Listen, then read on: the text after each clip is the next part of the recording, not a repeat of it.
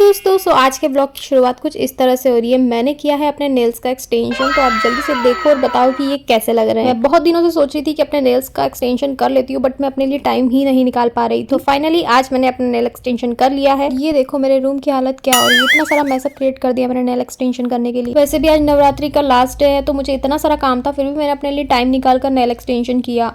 और जैसे ही दूसरे हाथ का नेल एक्सटेंशन करने लगी तो मेरे पास अपने नेल्स के क्लाइंट आ गए और फिर ये हाथ ऐसे ही रह गया। पता नहीं इसका कब मौका लगेगा। तो कुछ ऐसे शुरू हुआ मेरा आज का दिन। और गाइस, नवरात्रि के 9 दिन कितनी जल्दी जल्दी निकल गए पता ही नहीं चला। आज नवरात्रि का लास्ट डे है और बहुत सारे काम है मुझे। तो सबसे पहले मैंने सोचा पहले मैं वॉशिंग मशीन को ऑन कर देती हूँ।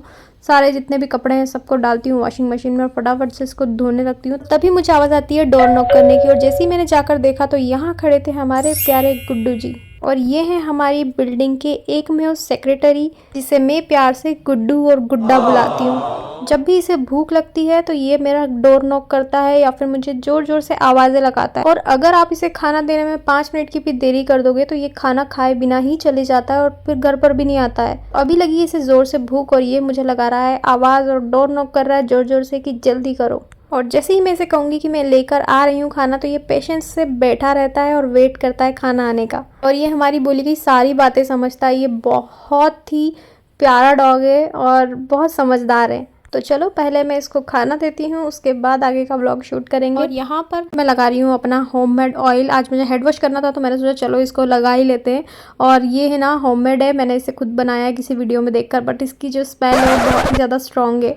तो मैं इसे ओवरनाइट मैंने शुरू में 2-3 दिन रखा था, बट फिर अब मैंने सोचा है कि जब भी मुझे हेड वॉश करना रहेगा तो 2 से 3 घंटे पहले मैं इसको लगा लूँगी और फिर हेड वॉश कर लूँगी। तो यहाँ पर मैं अपने बालों में इसे लगा रही हूँ और इसके मुझे पॉजिटिव रिजल्ट मिल रहे हैं।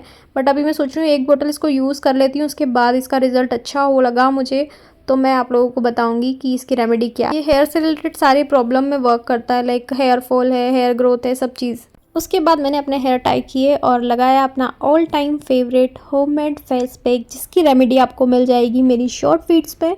तो आप जाकर चेक कर लेना, मैं यहाँ पर साइड में भी टैग कर दूँगी, तो ये व्लॉग खत्म होने के बाद आप उसको चेक कर सकते हो।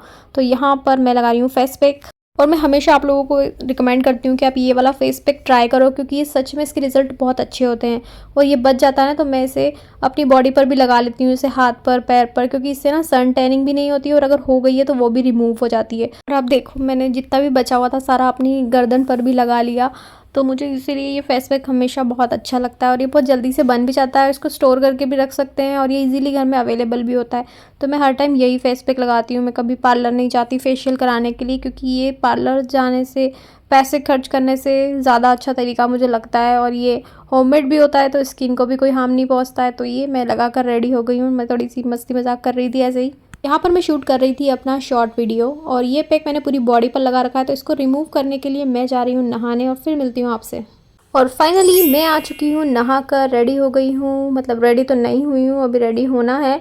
तो हेयर वॉश भी हो गए थे, नहा भी ली थी। तो खुद के लिए इतना सारा टाइम दिया आज मैंने, मुझे बहुत अच्छा लग रहा है।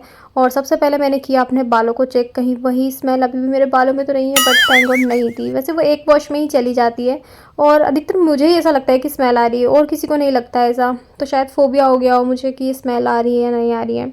और नहाने के बाद मैंने चेक की अपनी स्किन और इतनी ज़्यादा सॉफ्ट हो गई थी मेरी स्किन उस फेस पैक से। तो आप ज़रूर लगाएं। वैसे तो मैं हर बार विटामिन ई का कैप्सूल यूज़ करती हूँ कोई भी फेस पैक लगाने के बाद, बट अभी मेरे पास वो नहीं था, इसलिए मैंने आलमंड ऑयल यूज़ किया। और आलमंड ऑयल भी हमारी स्किन के लिए बहुत ज़्यादा फ़ायदा करता है, तो इसीलिए मैं ये लगा रही हूँ। उसके बाद मैंने की थोड़ी सी फेशियल मसाज।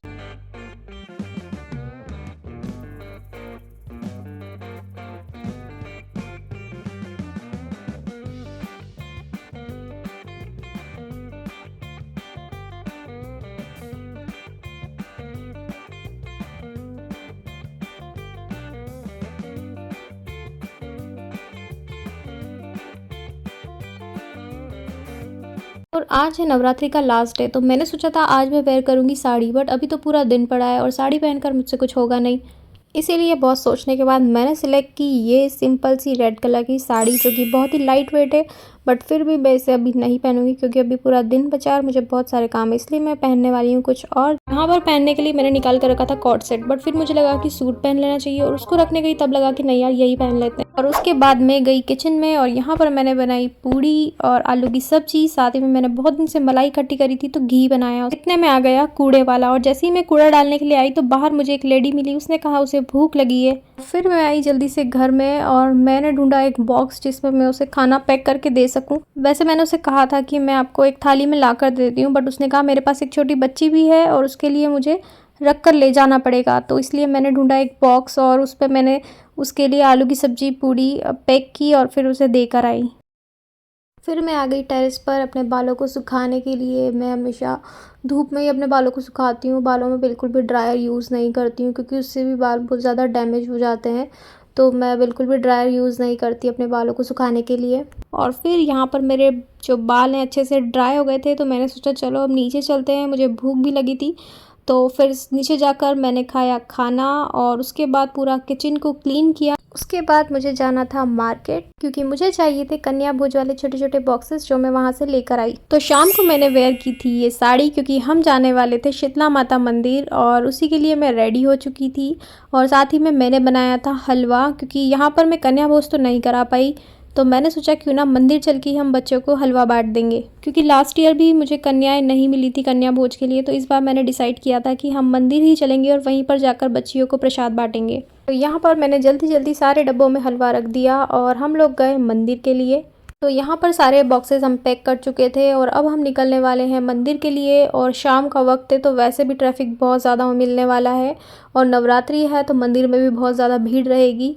तो फाइनली हम लोग पहुंच गए शीतला माता मंदिर और यहाँ पर बहुत भीड़ हो रखी है जैसे कि आप देख सकते हो वीडियो में, और बड़ी लंबी सी लाइन लगी हुई थी। तो हमने सोचा कि पहले हम जल्दी जल्दी से बच्चों को प्रसाद बांट देते हैं और फिर मंदिर में चलेंगे। यहाँ पर छोटी छोटी कन्याओं ने माताजी जैसा ड्रेसअप किया हुआ था जो बहुत ही क्यूट लग रही थी। प्रसाद बांटने के बाद हम गए मंदिर में दर्शन करने के लिए। तो जितनी भीड़ मंदिर के बाहर थी उससे कहीं ज़्यादा भीड़ मंदिर के अंदर थी, फिर भी हमने बहुत अच्छे से दर्शन किए और आज का दिन हमारा बहुत अच्छा रहा। और आई होप कि आपको आज का ये ब्लॉग पसंद आया होगा। वीडियो अच्छा लगा हो तो वीडियो को लाइक करना और चैनल पर नए हो तो चैनल को सब्सक्राइब करना। Bye bye, take care, love you.